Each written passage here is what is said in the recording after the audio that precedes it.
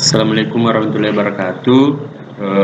Kami dari kelompok 7 ingin membuat simulasi point to point menggunakan Cisco dalam bentuk video.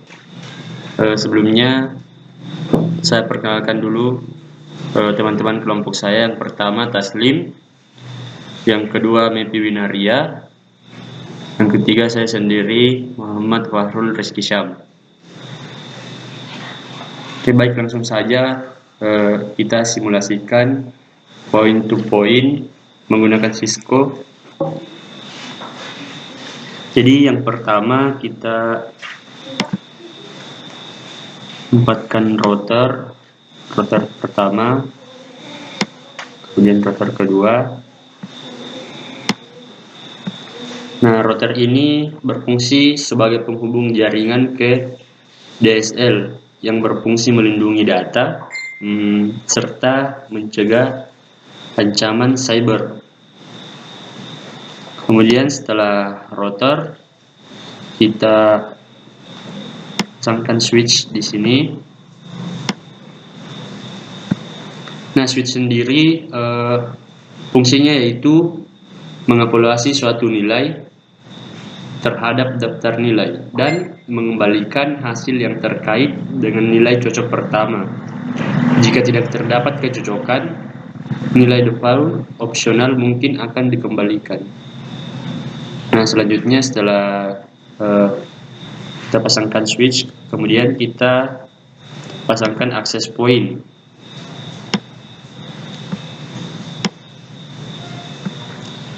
Nah, access point ini fungsinya sebagai penyebar sinyal internet kepada perangkat yang terhubung melalui gelombang radio.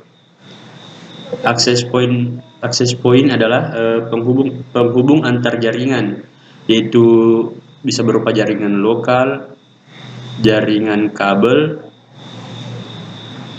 Salah. Jadi access point itu penghubung antar jaringan, bisa menggunakan jaringan lokal yang memakai kabel dengan jaringan nirkabel. Kemudian routernya ini kita sambungkan menggunakan kabel cross. Jadi kita klik dulu. Nah, kita sambungkan ke router kedua. Nah, kemudian untuk kita sambungkan router ke switch, itu kita menggunakan kabel strike.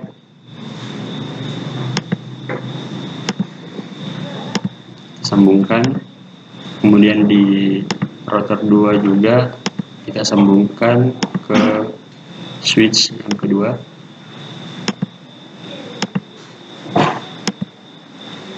Nah, kemudian setelah itu kita sambungkan lagi ke access point. Nah, access point ini kita juga menggunakan kabel strike untuk menyambungkan switch ke access point. Kita sambungkan seperti ini.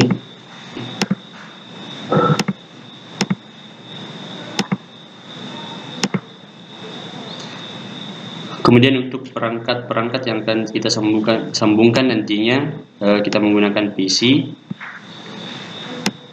laptop, dan juga smartphone.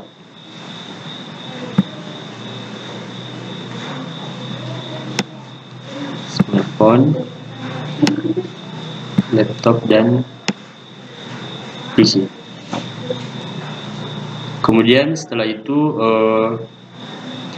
di sini access point pertama kita ubah namanya.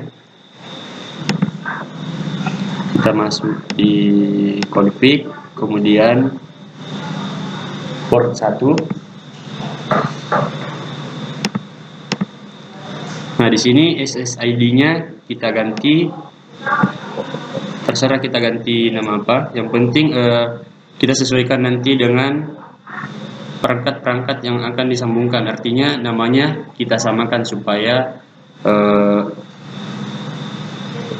terhubung. Sini kita ganti saja jadi PA1. Nah, di sini kita ganti namanya, nama SSID-nya PA2. Kemudian untuk PC-nya Ini kita matikan dulu.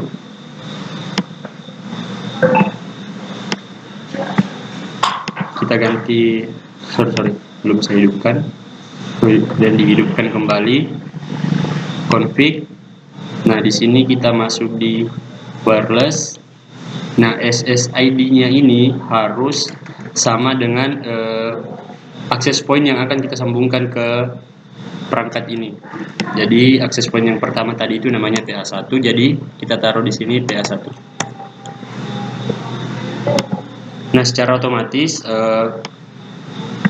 access point ini akan terhubung ke PC yang ada di sebelah sini karena namanya sesuai atau sama.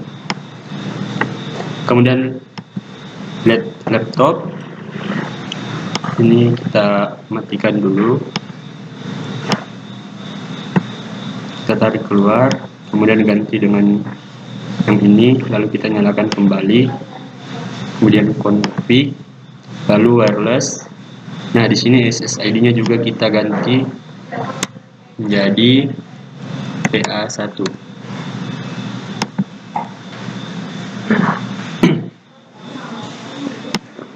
Nah, kemudian untuk smartphone-nya kita klik, langsung masuk ke config. Di sini ada wireless. Nah, SSID-nya ini kita ganti juga ke PA1 supaya terhubung ke access point yang pertama.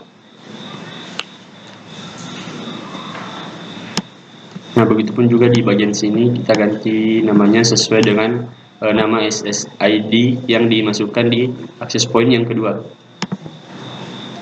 Di sini kita config wireless, kemudian SSID-nya diganti menjadi PA2. Laptop juga ini kita matikan dulu. Ini untuk sambungan kabelnya kita ganti saja karena kita menggunakan wireless. Lalu kita hidupkan kembali. Kemudian kita ganti namanya default ini menjadi PA2. Kemudian PC-nya juga kita matikan dulu.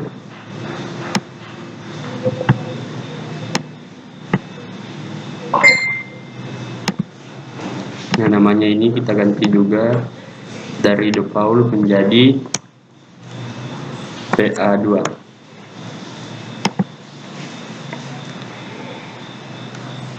Nah, bisa kita lihat di sini beberapa perangkat ini sudah terhubung ke access point. Selanjutnya yaitu konfigurasi IP address. Nah, untuk itu saya serahkan ke Saudara Taslim. Oke, terima kasih banyak. Selanjutnya saya akan konfigurasikan IP address-nya. Yang pertama, kita masukkan IP address pada router pertama. Kita masuk di config, di fast ethernet 0/0. Kita masukkan IP-nya 192.168.100.1. Oke, dan ini di subnet mask akan otomatis. Kita jangan lupa on-kan, for statusnya kita on-kan. Selanjutnya di fast ethernet 1/0 kita masukkan IP-nya 192.168.1.1. Oke, dan di sini kita juga on-kan. Selanjutnya kita ke router kedua. Kita masukkan IP-nya 192.168.100.2.2. Nah, di sini juga kita on-kan sama seperti tadi pada router pertama. Selanjutnya di fast ethernet 1/0 192.168.1.1. 168 100 maaf 2.1 ya. Kita juga port statusnya kita on kan. Nah, selanjutnya kita masukkan IP pada PC pada router pertama, atau kita katakan saja PC 1. Kita klik static, kita pilih static, kita masukkan IP-nya di sini. 192 168 68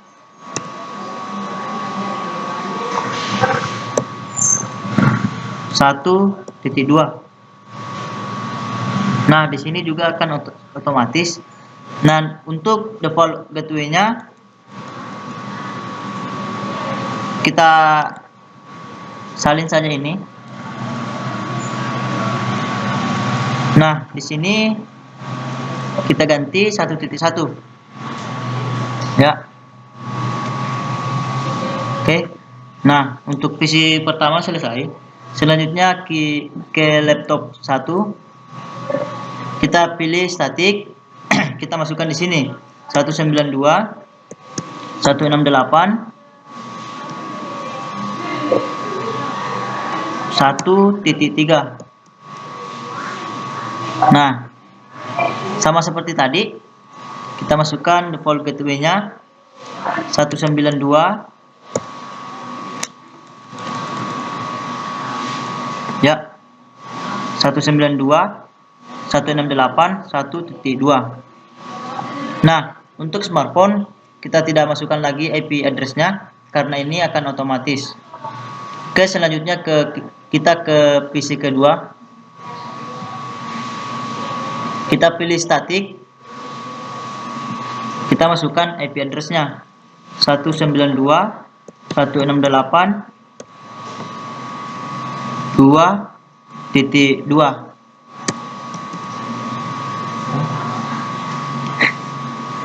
Nah, selanjutnya di default gateway-nya 2.1, maaf salah ya. Nah, untuk ke laptop kedua kita pilih juga static sama seperti yang tadi. Kita masukkan IP-nya 192 168 2.3. Oke. Nah, kita masukkan default gateway-nya 2.1. Oke. Nah, di sini kita sudah masukkan semua IP address-nya. Nah, untuk selanjutnya akan dilanjutkan oleh Mepi Winaria. Oke, terima kasih. Selanjutnya di sini saya akan mencek apakah PC 1 dan laptop 1 terhubung atau terkonek. Caranya klik PC 1, kemudian kita ke command prompt, kemudian masukkan perintah ping, kemudian masukkan alamat IP laptop yang akan dicek koneksinya, yaitu 192.168.1.3. enter. Oke, jika muncul seperti ini berarti PC 1 dan laptop 1 sudah terkonek atau terhubung dan sudah bisa melakukan transfer data. Oke, selanjutnya saya akan menjelaskan tentang sistem protokol yang berjalan selama transmisi data. Layar yang pertama yaitu layar fisikal, berfungsi untuk mendefinisikan media transmisi jaringan, sinkronisasi bit, arsitektur jaringan seperti Ethernet, topologi jaringan, dan pengabelan. Layar yang kedua yaitu data link, berfungsi untuk menentukan bagaimana bit-bit data dikelompokkan menjadi format yang disebut sebagai frame. Yang ketiga Network layer berfungsi untuk mendefinisikan alamat-alamat IP dan menyediakan fungsi routing sehingga paket dapat dikirim keluar dari segmen network lokal ke suatu tujuan yang berada pada suatu network lain. Contoh protokol yang digunakan seperti IP. Layer yang keempat yaitu transport. Berfungsi untuk memecahkan data ke dalam paket-paket data serta memberikan nomor urut ke paket-paket tersebut sehingga dapat disusun kembali pada sisi tujuan setelah diterima. Yang terakhir, layer presentation untuk mentranslasikan data yang hendak ditransmisikan oleh aplikasi ke dalam format yang dapat ditransmisikan melalui jaringan. Sekian materi dari saya.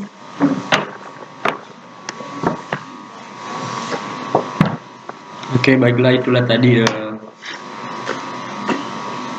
pemaparan tentang membuat simulasi point to point menggunakan aplikasi Cisco dari kelompok kami, kelompok 7. Apabila ada kesalahan, mohon dimaafkan. Saya akhiri dengan ucapan wabillahi taufiq wal hidayah. Wassalamualaikum warahmatullahi wabarakatuh.